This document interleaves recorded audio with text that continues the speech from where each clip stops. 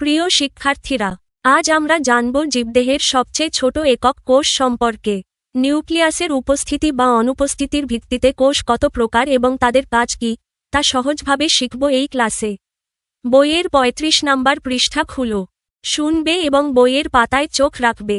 পাঠ ২, জীবকোষের প্রকারভেদ।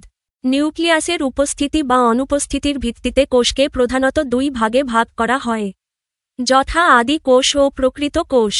আদি কোষের নিউক্লিয়াস কোনো আবরণী দ্বারা আবদ্ধ নয়, যেমন ব্যাকটেরিয়া। প্রকৃত কোষের নিউক্লিয়াসে আবরণ থাকে। প্রকৃত কোষকে তাদের কাজের ভিত্তিতে দুভাগে ভাগ করা হয়, যথা দেহ কোষ ও জনন কোষ। দেহ কোষ দেহের গঠন ও বৃদ্ধিতে অংশগ্রহণ করে। এসব কোষ বিভাজনের কারণে জীবদেহ বৃদ্ধি পায়। জনন কোষের কাজ হল জীবের প্রজননে অংশ নেওয়া। জীবের দেহে বিভিন্ন আকার আকৃতির কোষ দেখা যায়, যেমন গোলাকার, ডিম্বাকার, আয়তাকার ইত্যাদি। সাধারণত কোষ এতই ক্ষুদ্র যে খালি চোখে দেখা যায় না। নতুন শব্দ: প্রোটোপ্লাজম, দেহ কোষ, জনন কোষ ও অণুবীক্ষণ যন্ত্র।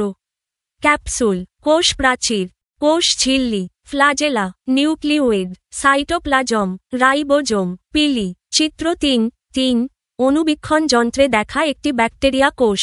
আপনারা আমাদের ভুলগুলো কমেন্টে জানাতে পারেন। যদি উপকৃত হন, তবে সাবস্ক্রাইব করুন, ভিডিওটি শেয়ার করুন এবং বন্ধুদের সঙ্গে জানিয়ে দিন। আমাদের আয়োজন এমনভাবে পরিকল্পনা করা হয়েছে যাতে শিক্ষার্থীরা কোনো গাইড বই ছাড়াই নিজস্বভাবে আনন্দের সঙ্গে শিখতে পারে এবং জ্ঞান অর্জন করতে পারে। ধন্যবাদ।